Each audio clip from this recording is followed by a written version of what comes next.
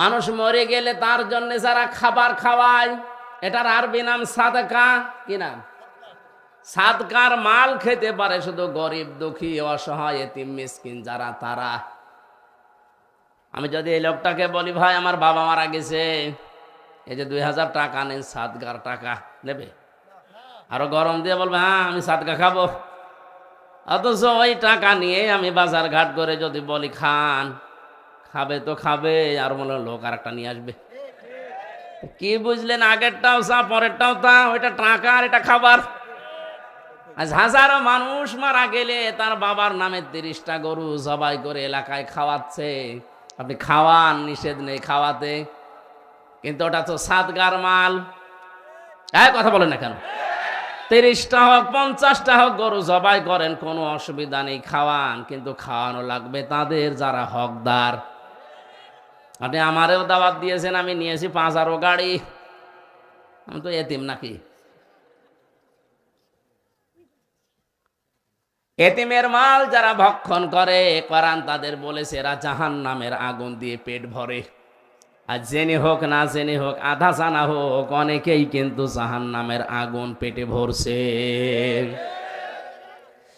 ইন্নাল্লাযীনা ইয়াকুলুনা আমওয়ালাল ইয়াতামা যুলমান ইন্নামা ইয়াকুলুনা ফি বুতুনিহিম নারা ওয়া সায়াসলাউনা সাঈরা। সূরা নিসার 10 নম্বর আয়াত আছে, নিশ্চয় যারা আকালা ইয়াকুলু মানে খাওয়া, ইয়াকুলু এটা যেহেতু মজারে বর্তমান, ভবিষ্যৎ, প্রেজেন্ট, ফিউচার, এখন যারা খাচ্ছেন ভবিষ্যতেও যারা খাবে, আমওয়াল আল ইয়াতামা, মালের বহুবচন আমওয়াল, এতিমদের মাল সম্পদ যারা খাচ্ছে খাবে। এখানে এতিম মানে আমরা অনেকেই মনে করি যাদের মা বাবা নেই এরা এতিম, না। এতিম কয়েক প্রকার আছে। এদেশের জনগণ 1734 জন মানুষের কাছে এখন এতিম। কথা কিছু বোঝেন? এদেশের মেন দায়িত্ব আছে এখন 1734 জন মানুষ, তাদের কাছে আমরা এখন 17 কোটি মানুষ এতিম। আরো আসতে বলো,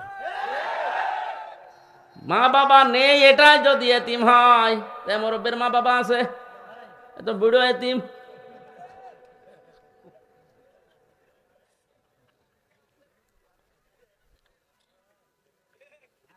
এতিমদের মাল আজ যারা আত্মসাৎ করে, এতিমের জন্য বাজেট হওয়ার পরে এসে বাজেট মেরে দেয়, এরাও কিন্তু এতিমের সম্পদ খাচ্ছে। আজ আমি হিসাব করে দেখবেন, হাজারো মানুষের পেটে ইন্নামা ইয়াকুলুনা ফি বুতুনিহিম নারা, ওরা যেন পেটের ভেতরে জাহান্নামের আগুন ছাড়া কিছু দেয় না। থানায় যিনি ওসি আছেন, ওনার নিচে যত কনস্টেবল কাজ করে, যত অফিসার আছে, সব ওনার কাছে এতিম। একটা জেলায় যিনি এসপি আছে, তার কাছে ওই জেলার যত পুলিশ আছে সব এতিম। একটা রেঞ্জে যিনি ডিআইজি আছে, তার কাছে যত পুলিশ এই রেঞ্জে কাজ করে সব এতিম। অথচ চেয়ারটা পেয়ে এতিমদের ওপরে এমন আচরণ করে যেটা তার উপরে করলে সে অপমানে মরে যেত।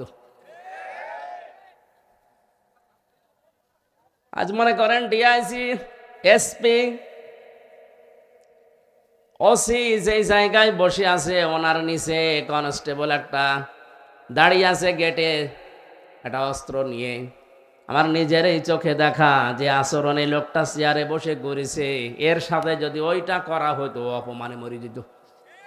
অথচ লোকটার কিছু বলার নেই, কারণ সে এতিম। এটা শুধু প্রশাসনেই, সব জায়গায় এটা চলছে।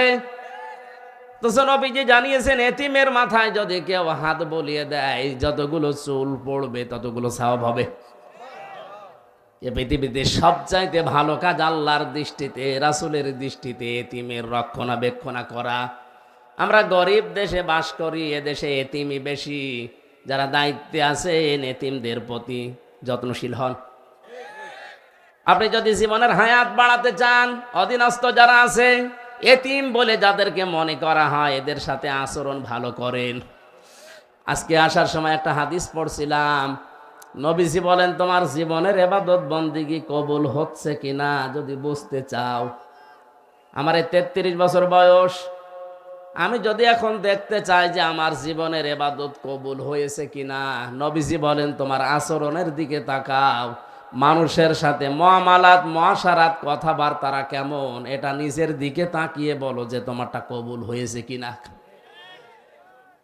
এই জন্য কোনো মানুষের সাথে কথা বলার নিয়ম আল্লাহ শিখিয়েছেন, ওয়াকুলু লিন্নাসি হুসনা, মানুষের সাথে কথা বললে ভালো কথা বলো, হাসি মুখে কথা বলো, একটা সাদগা দেওয়ার সওয়াব হবে। সুবহানাল্লাহ বলতে পারেন। আমরা এতিম যারা আছে, অসহায় যারা, আমাদের নিম্নে যারা, আশা করছি আমি সহ যে যেখানে আছি এদের সাথে আচরণটা নবীজির মতো করব। বলেন আমিন।